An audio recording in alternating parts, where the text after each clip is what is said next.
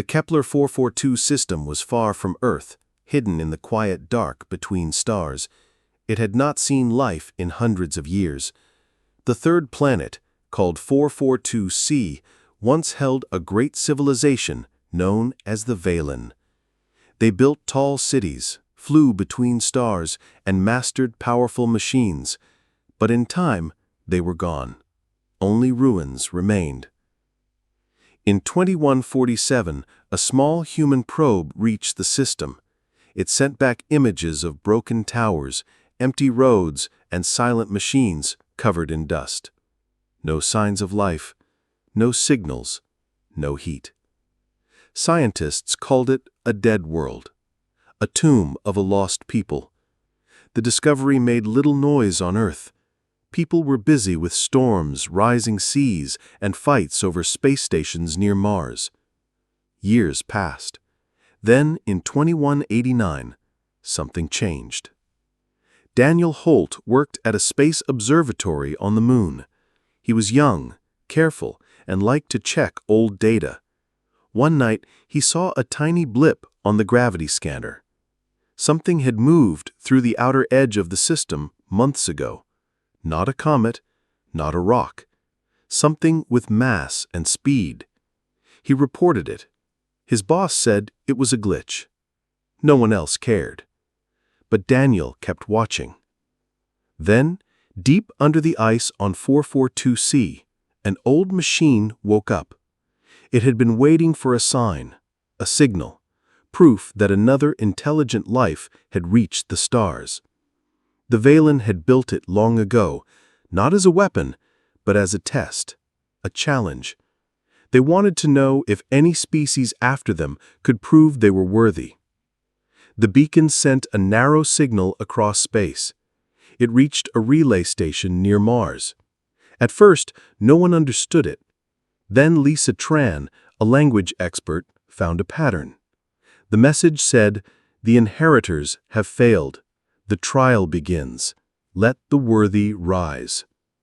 People began to talk. Ships from different colonies turned toward Kepler 442. Some wanted glory, some wanted power. Others feared what might be found. But Earth did not move fast. Then came a second signal. This one was different. It was sent straight to Earth's government. It showed a fleet of strange, dark ships moving fast through space. They were not human. They were already on their way to 442c. When General Paul Carter saw the image, he knew. If Earth did nothing, it would lose more than a race. It would lose its place in the galaxy. He gave the order. The Armada would rise. Humanity had been quiet for too long. This time, they would not stay silent.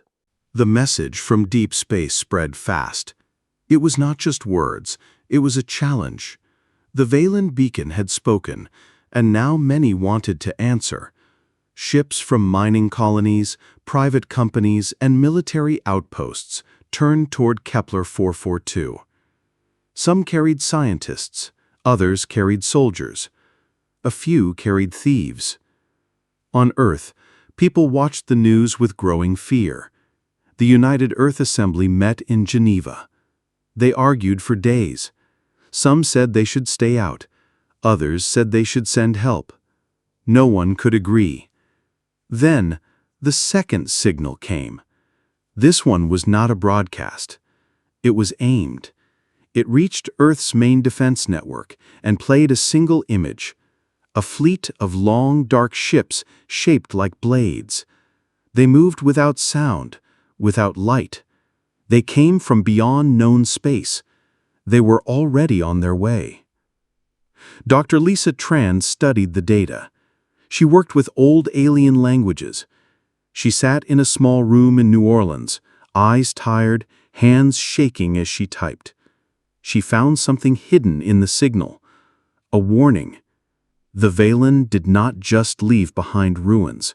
They left behind power. Weapons that could bend gravity. Machines that could stop time in small places. And now, someone else wanted them. The Zantari. No one on Earth had heard the name before, but their ships were real, and they were close. General Paul Carter stood in front of the World Council. He was tall, calm, and spoke with a voice that made people listen. "This is not just about a dead planet," he said. "This is about what we are. If we do nothing, we tell the galaxy that we are weak, that we do not protect what is right. We must send a fleet, not to fight, but to stand." For the first time in years, the nations agreed. Ships that had been locked in space docks were powered up. The Atlantis, built to stop asteroids, was fitted with new weapons. The Nevada, once a command station, became the heart of the fleet. The Southern Cross and Kalahari joined from the Southern Hemisphere. No flags, no old rivalries, just one mission. Captain Ellen Bryson was chosen to lead the front line. She had fought in the Titan Wars. She knew space battles. When she walked onto the bridge of the Endurance, she looked at her crew and said one thing: "We are not going to take, we are going to protect." As the fleet began to form near Jupiter, people on Earth looked up at the night sky. They did not just see stars, they saw hope. And far away, the Valen beacon pulsed once more, waiting. The ships gathered near Jupiter. One by one, they arrived. Big and small, old and new. They came from Earth, from the Moon, from colonies on Mars and Titan. Each had a different design, a different past, but now they flew under one purpose. The Endurance was the fastest. Its silver body cut through space like a knife. Captain Ellen Bryson stood on the bridge, watching the fleet grow on her screen. Behind her, the Atlantis moved into place, a massive dreadnought with heavy armor and powerful engines. Next came the Nevada, wide and strong, built to command. The Southern Cross from Australia and the Kalahari from Africa joined without delay. No one spoke of borders or old fights. This was not about nations. It was about survival. On Earth, people waited. Kids looked at the sky. Workers paused in their jobs. Even in busy cities, silence fell when the final ship jumped into formation. "They're really going," a man said in a small town in Kansas. "They're going to fight for us," his daughter replied. In space, the order came. Jump sequence ready. The fleet powered up their warp drives. Blue light built around each ship. Then, in one moment, they were gone. The trip took weeks. The crew slept in cold chambers to save time and energy. Daniel Holt stayed awake longer than most, checking signals, watching for danger. He still remembered the first blip he saw. Now he feared it was not a mistake. As they neared Kepler 442, the sensors awoke them. Something was there. The alien fleet had arrived first. 10 huge black ships hung in orbit above the dead planet. They did not shine. They did not speak. They only moved, sending out small machines that dug into the ground. They were searching, digging for the Valen weapons. Ellen Bryson looked at the screen. Her hands tightened. "They're stealing what doesn't belong to them," she said. She opened a channel to all ships. "This is Captain Bryson. We are not here to start a war, but we will not let them take what is not theirs. Form battle lines, weapons ready. We protect this world, not for glory, not for power, for what is right." The fleet moved, slow at first, then faster. They formed a wide arc around the planet. Engines glowed, weapons charged. The aliens saw them. One of their ships sent a short message, cold, sharp. "Earth, you are not on our charts." Bryson smiled. "Then it's time we made our mark." The silence broke with fire. The first shot came from the Atlantis. A bright blue beam shot across space and hit a swarm of alien drones digging into the planet. The machines exploded like sparks in the dark. The black ships reacted fast. They turned like blades in water, aiming their weapons at the human fleet. Energy bolts flashed. One hit the Southern Cross. The ship shook hard. Alarms rang. Smoke filled a small part of the engine room. But the crew held on. They fired back with twin plasma cannons, taking out 2 enemy drones. Captain Ellen Bryson stood firm on the Endurance's bridge. "Stay in line. Protect the rear," she shouted. The Kalahari moved fast, using its stealth mode to slip behind the enemy. It launched a wave of smart torpedoes. One hit a large alien ship near its engine. The hull cracked. Fire spilled into space. But the aliens were strong. One of their warships fired a dark pulse. It hit the Nevada. The command ship spun out of control. Part of its side was gone. Power dropped. For a moment, the fleet lost contact. "They're targeting our leader," said Ensign Ryan Cole. Bryson knew what she had to do. "Prepare boarding team. We're going in." She led a small group in armored suits. They flew in a fast pod and landed on the alien command ship. Inside, the walls were cold and dark. No lights, no sound. The air was thin. They moved slow, placing fusion charges near the core. They found logs, videos. The aliens, the Zentari, had done this before. They found old worlds, took their power, destroyed those who fought back. Earth was just another target. Bryson's team set the last charge. "Get out now," she yelled. They jumped clear. The pod shot away. Seconds later, the alien ship's core exploded. A small black hole formed, pulling in metal, fire, and dust. The ship was gone. The other alien vessels saw what happened.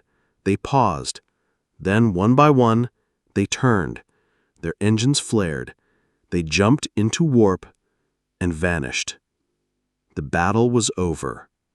The human fleet floated in silence, damaged, tired, but alive. The Southern Cross and Kalahari helped pull the Nevada back into stable orbit. The Endurance flew slow, its lights dim. On the bridge, Bryson looked at the planet below. The ancient beacon pulsed once, then again. This time the signal was different. It said, "The trial is past. The inheritors are found." No one spoke. They had come to stop a theft. Instead, they had proven something far greater. The fleet stayed in orbit for 3 days. Ships repaired what they could. Crews rested, but no one felt fully at ease. They had won the battle, but something bigger was happening. On the planet below, the Valen beacon glowed with a soft golden light. It sent a new signal. This time, it was not just for Earth. It went out to the stars, to every system that had ever listened.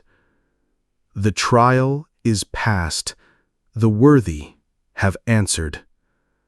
Dr. Lisa Tran received the message on the Endurance. She sat alone, reading the words over and over. Then she laughed, not loud, but with relief. "They were waiting," she said.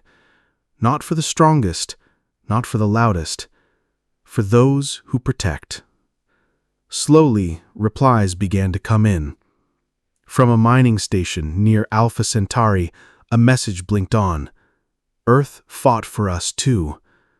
From a research base on Titan, "We see you now." Then, from far beyond, signals arrived in strange tones and pulses. 37 different species had been watching.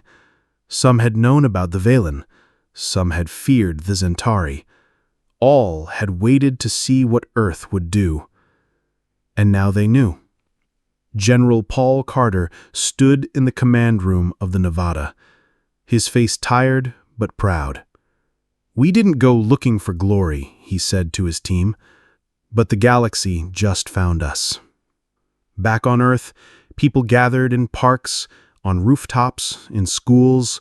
They looked at the stars with new eyes, not as distant lights, but as neighbors. Children drew pictures of the fleet. News channels played the final message from the beacon again and again. Captain Ellen Bryson stood on the bridge one last time before the jump home. She looked at the ruined planet, now quiet once more. We didn't come for power. We came because it was right. The fleet turned together. One by one, their engines lit up.